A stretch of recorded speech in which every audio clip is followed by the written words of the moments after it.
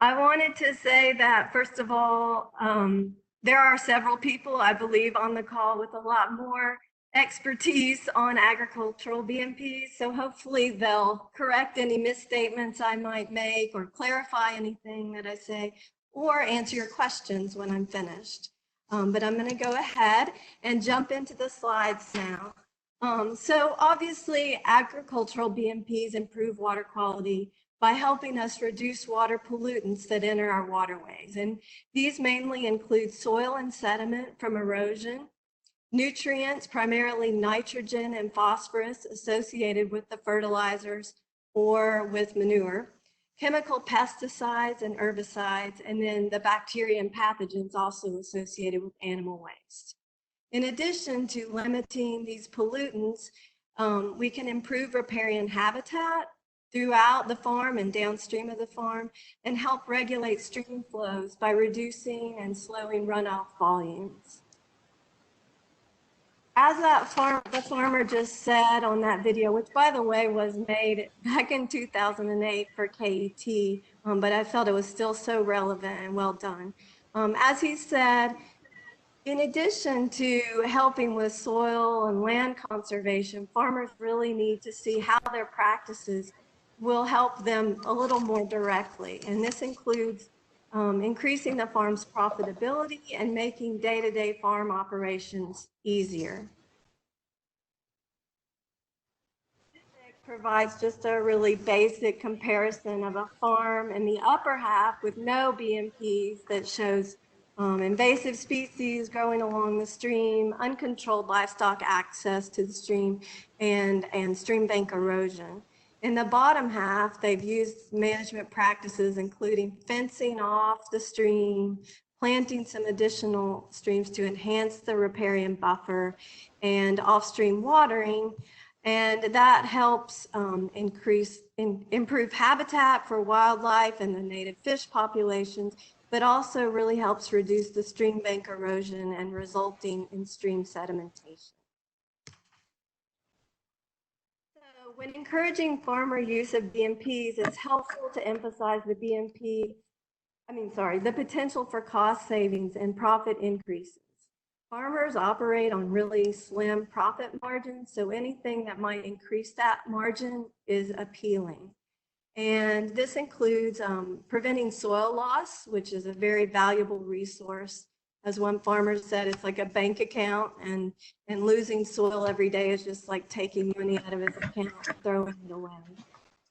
Healthy soil enables healthier pasture land as well as healthy crops. By reducing tilling needs, you lower fuel costs, but also labor and time. And then by planning out more precise chemical applications, you can lower the actual cost of the chemicals needing to be purchased and improve with healthier, ultimately more valuable livestock.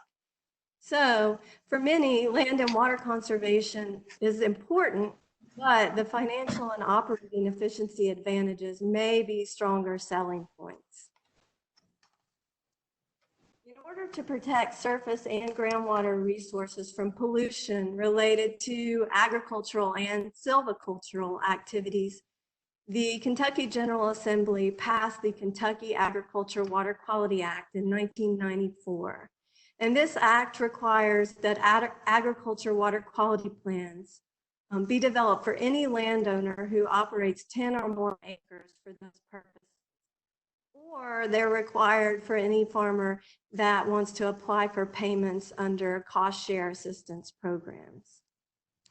Cost share assistance programs might be the NRCS's EQIP program, which is the Environmental Quality Incentives Program, or Kentucky's CAPE program, which is the County Agricultural Investment Program.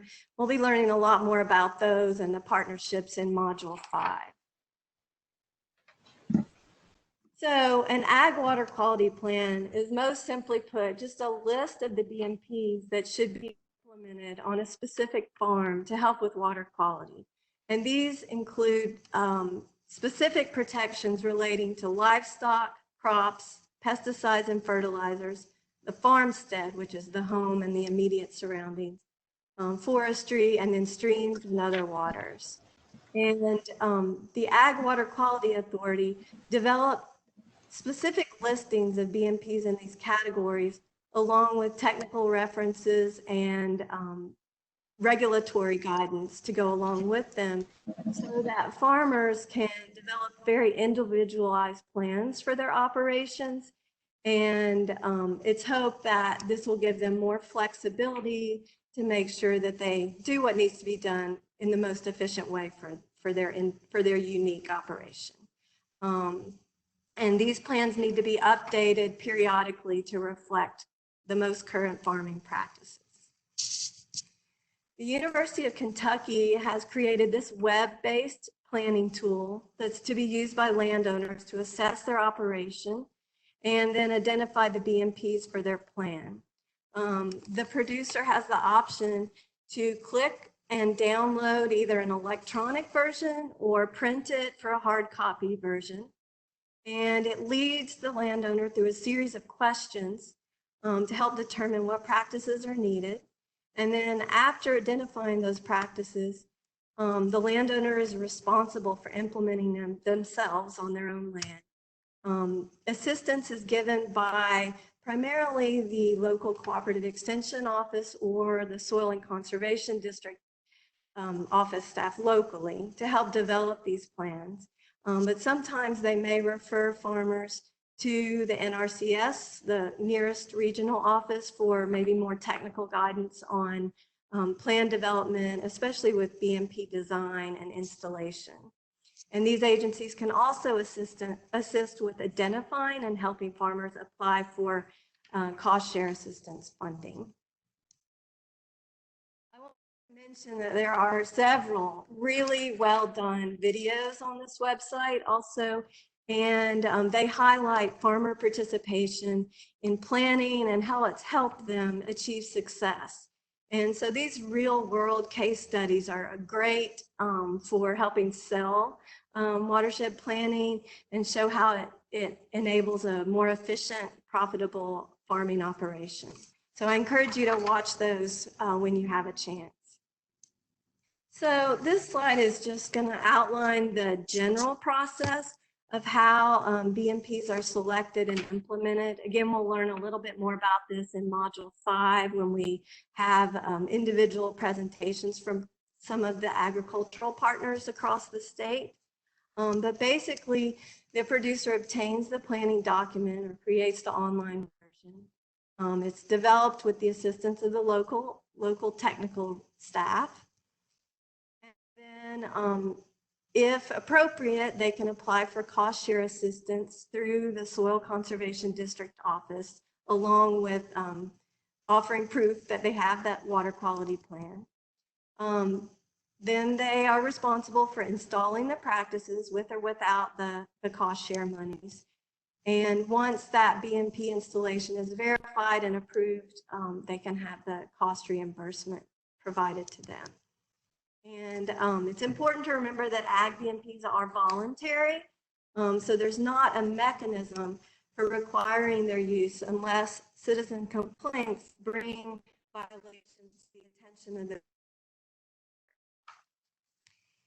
So the Kentucky Division of Water is responsible for enforcing the Ag Water Quality Act on a complaints-driven basis, and that non-compliance is considered to occur when KDOW staff document that the person engaged in agricultural activities is conducting or allowing conduct of an operation that results in water pollution. And basically the process there is that field staff will go out for a site inspection and talk to the farmer about what's going on and then request to see the plan, or if the farmer doesn't have a plan, help them develop one, and then guide the farmer through installing the practice that's needed to address the problem. In summary, ag water quality plans must use practices that are outlined in the state planning guidance unless special permission is given. The plan does not have to be filed or approved, but you have to provide it if a water quality problem is caused by your farm. And if you have a plan and problems are found, You have to work with the Ag Water Quality Authority to change your plan and implement corrective measures. Or if you don't have a plan, it is possible that violations, fines, and other penalties can be imposed. But as with most of our environmental regulations in the state, there's a process that is gone through to help avoid the violations and fines. So I mentioned that the NRCS is often brought in, and they have great resources and personnel that help with the process of identifying BMPs and offering farmer guidance. And I just wanted to list their steps of conservation planning because you'll see they follow a very similar progression to those that we use for watershed planning and implementation. As with watershed plans, site-specific ag BMP plans and related maps are created for the management of resource concerns on the farm. This conservation plan map here was created for the property with delineations of the appropriate recommended BMPs, and that is often based on soil types, expected land use and production goals, known natural resource problems, the topography, and other site-specific factors. In the map on the left, you can see the yellow lines delineate the property boundaries. The red lines show fencing borders, and a water pipeline is shown in blue. And then the fields are divided into pasture area and the lowland areas, and then they've preserved forested areas in the uplands. And you can see that these two maps show some overlap between uses and the underlying soil types. Okay, so we're now going to review some of the specific agricultural BMPs that relate to livestock farming. It's helpful to think through many of these BMPs as components of a herd management system, which now I hear herd management and I think of coronavirus. But basically, this is a system that makes day-to-day farming operations more efficient and easier. It enables healthier livestock populations, and it also protects the soil and water resources. Some of the components may be rotational grazing, stocking density, that's like how many animals are in a specific pasture, livestock exclusion fencing, limiting stream crossings, offsite water sources, and shade structures. So you can see in this example from UK's research farm, they have the fencing in red along the stream corridor. They have a limited stream crossing. They have an alternative water source that was developed from a spring. They have an enhanced buffer area where trees are allowed to grow along the stream. And they have an erosion control structure that helps prevent gully formations in the pasture. And prescribed grazing involves 2 or more pastures that are alternately rested and grazed in a planned sequence that helps maintain a minimum, usually forage height cover, and it helps reduce soil erosion as well. The targeted pollutants here are bacteria, like we said, from the manure, nutrients, and sediment. So I guess since this is the first time you've seen this, I'll have the target pollutants listed. This is a non-structural practice. Oh, it is a structural practice. Sorry, that's a mistake. These are the target pollutants we're addressing with this BMP. And then the $, these are each relative ratings. The $sign is for the cost of the BMP. The shovel relates to the feasibility of implementing it, how difficult that is, and then the little wheel relates to its effectiveness. So this practice is kind of medium cost, medium feasibility, and highly effective practice to address those targeted pollutants.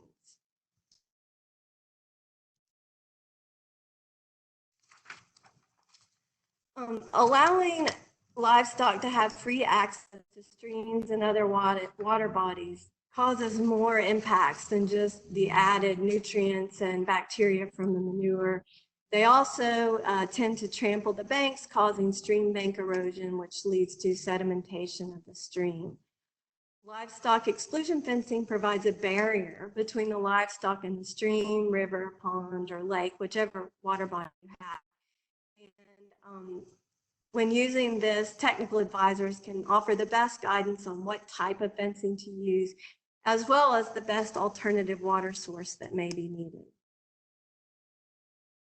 In addition to the fencing, I've mentioned limited stream access or limited stream crossings that enable livestock to continue to move between pasture land without causing a lot of damage to the stream. And you can see from this photo here, taken from a UK publication, there is some involvement in and laying stone, dense grade aggregate to help further armor the banks from erosion from livestock. It's also recommended crossings be placed in straighter sections of the stream and areas that have less steep stream banks, but there's plenty of guidance offered if you check UK cooperative extension publications on these practices.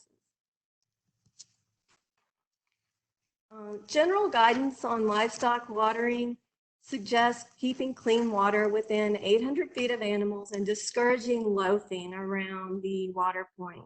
Ideally, animals should drink and leave fairly quickly to minimize soil compaction and enable free access to others, and this also relates to our concern about reducing soil erosion. The picture in the bottom shows a more typical water that we'll see in Kentucky fields, but the one at the top is a tire water that's prototyped at Kentucky's Eden Shale Farm using heavy-duty tires, which have some advantages, being larger structures, more animals can drink of them at a time, and they're very durable.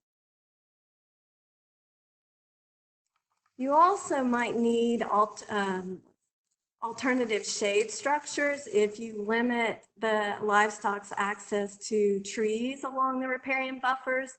And so these artificial structures not only help reduce heat-related stress on the livestock, but they also encourage them to congregate in areas away from the stream and protect the stream banks and limit pollutants. This one here is made from metal piping that was welded together, and you may be able to tell that it has kind of skidders on the bottom that help move it from pasture to pasture with a tractor if needed.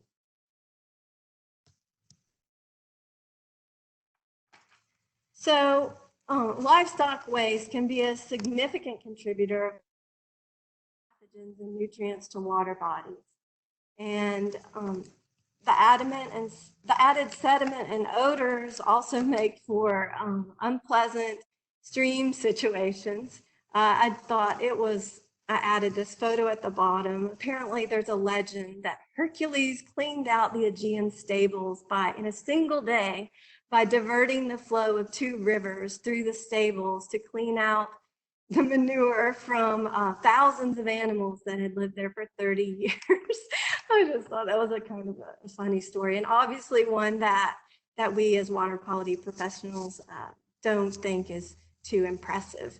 We want to keep animal waste as far away from the streams and rivers, and that often involves a manure management system, which is a non-structural practice. It's a planned system for managing both liquid and solid manure associated with runoff. And it is part of Kentucky's nutrient management planning guidance. And aspects of this plan guide the management of all plant nutrients associated with animal manure, including crop applications. And it limits the amount of nutrients lost to leaching, runoff, and volatilization. and optimizes on-farm nutrient availability. You can see a farmer here using a manure spreader to apply it as crop fertilizer. This practice requires that the farmer first determine the nutrient content of manure, the crop's nutrient needs, and the field application rates, and then the equipment will need to be calibrated to ensure appropriate application. The Ag Water Quality Plan also states that farms with 10 or more acres who land apply plant available nutrients or who export manure develop and implement nutrient management plans. Again, the ultimate goal of nutrient management planning is to develop the plan, like we said, for manure, but also commercial fertilizers to reduce those from polluting the environment.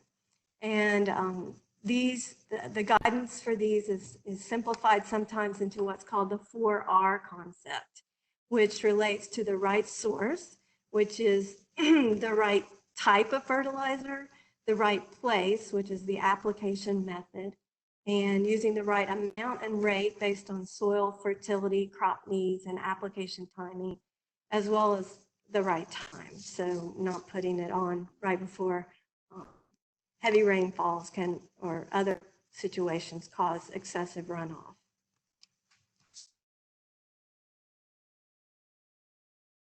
Farmers can see benefits from developing a nutrient management plan through many ways. As we've mentioned, these can help with reduced fertilizer costs by applying them more appropriately and thoughtfully. They can increase their crop yields, maximize nutrient uptake by the plants, and minimizing nutrient loss from runoff. And then these nutrient management plans also help them qualify for EQIP and other cost share opportunities. And then there's also kind of the due diligence of having that documentation if they're faced with a water quality complaint. With regard to manure management, one of the actual structural practices is a manure storage structure, a permanent facility that's used to temporarily store solid livestock manure or agricultural waste until it can be removed and properly applied to the land. These structures can take many forms, including ponds, tanks, lagoons, basins, and stack pads, which are generally concrete areas with maybe with sidewalls where the manure is stacked. And some are covered, others are not, depending on the need for what the end product should be, if it should be dry or not. There are also manure storage ponds. This is another option that allows manure to be stored and timed for land applications when it's needed and the weather and other conditions are most favorable. This also obviously can help reduce the likelihood that it will pollute streams and other water bodies, but they need to be sized appropriately for the expected volumes, and make sure that there's extra design capacity in there for heavy rainfall events so they don't overflow. And there are other specifications offered by both Kentucky and federal guidance for these. In addition, manure storage ponds do require a permit from the Division of Water. That's my understanding. Someone can clarify afterward if I'm wrong about that. The feeding and heavy use areas are very popular in areas that I've helped with watershed projects. These involve the use of kind of hardened surfaces to help manage heavily used livestock areas for feeding. And they are ideally located in upland areas away from streams or other water bodies to help limit runoff pollution. And they can use fenced areas that help open them up to different rotational grazing pastures that allow the staggered feeding of separate herds if that's necessary. These are generally pretty popular with farmers.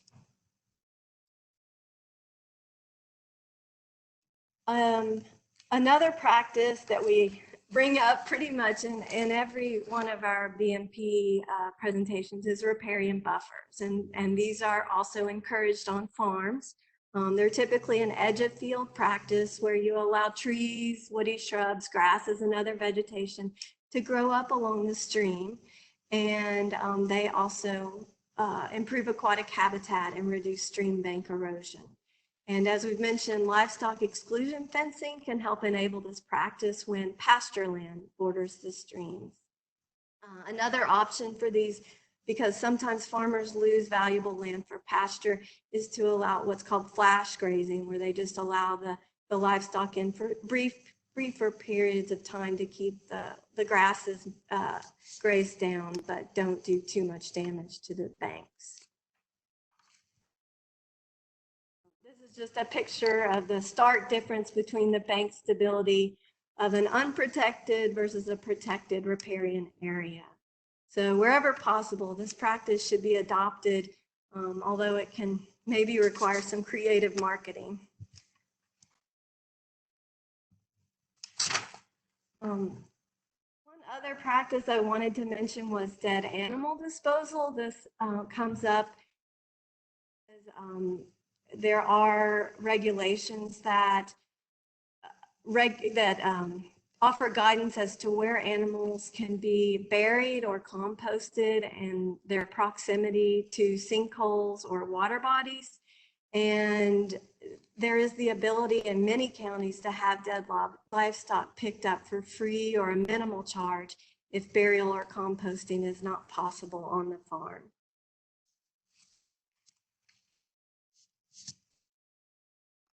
And one of the best ways to provide educational outreach about these and many other agricultural BMPs is through demonstration field days. It's very helpful to have opportunities to share this information and kind of testimonials to local farmers as well as the general public, and help with encouraging implementation of the practices. And a lot of really valuable information transfer takes place during these events. This photo is from Eden Shale Farm, which is in Owen County. And the farm is owned by UK, but operated by the Kentucky Cattlemen's Association. And they have a lot of demonstration BMPs on site, and they offer regular field tours there, and also research is done to help improve practices as well as demonstrate them to the public. Okay, let's switch to crop-related BMPs. The first one is a filter or buffer strip. This is the planting or maintenance of dense grass sod in strips that serves as a border between cropland or waterways or land used for other purposes, and it helps filter out sediment, organic matter, nutrients, and other pollutants from runoff. Also helps increase infiltration of runoff and may provide some wildlife habitat. This practice usually works best on slopes of less than 5%, and should not be used as a roadway, and it should be protected from herbicide drifts from adjacent croplands. It's all filter strips I didn't mention with the livestock practices, but they can also be used to intercept runoff from animals in confined feeding areas. Similar to filter strips are grassed waterways. These are slightly different in that they are created to slow and channel runoff to a more stable outlet in addition to filtering the runoff. And they're usually constructed in natural water pathways where concentrated flows are likely to form erosive gullies. The decreased runoff helps reduce erosion and sediment transport, but it might also help reduce phosphorus contributions. Phosphorus is often absorbed to the soils, and so by holding the soil particles back, it reduces phosphorus as well. And there are recommendations about making sure that you maintain an adequate width of the vegetation to ensure continued effectiveness of this practice. When agricultural lands are retired, farmers may choose to plant them with perennial vegetation that helps protect water and soil resources. There's even cost share funding available for this practice. And when planting with grasses or legumes, there are allowances to use some herbicides and some mowing to keep back invasive plants. And this helps preserve farmland, retired farmland, and protect nearby soil and water resources as well. Another vegetative cover practice is cover crops, and these are close growing crops grown primarily for the purpose of temporarily protecting from erosion rather than permanent, as with the retired practice. And some of the cover crops, such as crimson clover and hairy vetch, can also help add nitrogen to the soil through organic nitrogen fixation from the atmosphere. Conservation tillage is a tillage and planting system that maintains plant residues on the surface, about at least 30% coverage of crop residues, that helps limit soil runoff from erosion. And it's generally recommended that farmers reduce tilling as much as possible, possibly even going to no-till.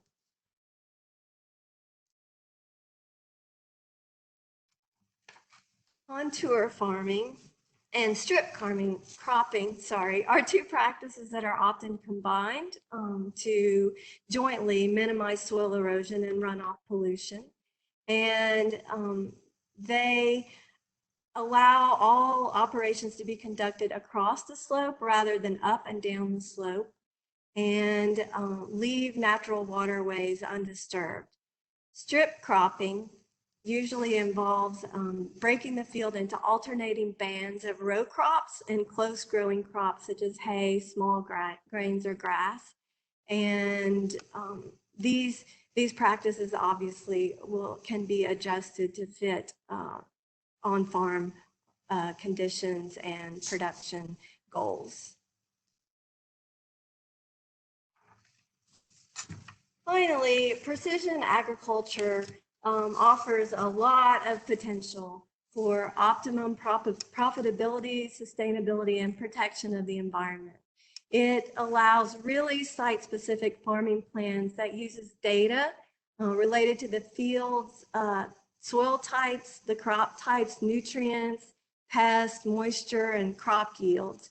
And it increases productivity and reduces environmental impacts by assisting with crop location and the more efficient use of water, irrigation, fertilizers, and pesticides, and also really can help reduce farming costs. And another advantage is you can site the cropping locations to avoid environmentally sensitive areas such as marshy. Sorry. A section of the agricultural water quality planning guidance is also dedicated to BMPs related to pesticide and fertilizer use. Although many of the guidances relate to bulk quantities, there are some that apply to smaller farms, and they offer guidance as far as the location of chemical storage being at a specific distance from sinkholes, domestic wells, perennial streams, and open sinkholes. And I wanted to mention that relates to water quality. There are other BMPs that relate to the mixing, loading, and handling of these chemicals. Container disposal. Kentucky does have a rinse and return program to help limit just landfill disposal of these containers. And then also there's a certification process for proper application of pesticides in ways that reduce the runoff and contributions to water bodies. So we've covered several of the BMPs for agriculture. There are many others, but I wanted to give this general listing that actually I stole from Amanda Gumbert that you can use with general presentations to watershed groups. That's just a more basic of points to mention in a general audience for steps to protect water quality in farming, starting with developing the Ag Water Quality Plan, as well as implementing a nutrient management plan, getting soil tests, installing stream buffers, and handling farm chemicals wisely and disposing of dead animals properly. And then for farmers that do implement BMPs, they can be recognized by Kentucky's Excel program. It's a one-year renewable membership, and even developing an ag water quality plan can help qualify as your one voluntary activity that would give you that Excel farm certification. So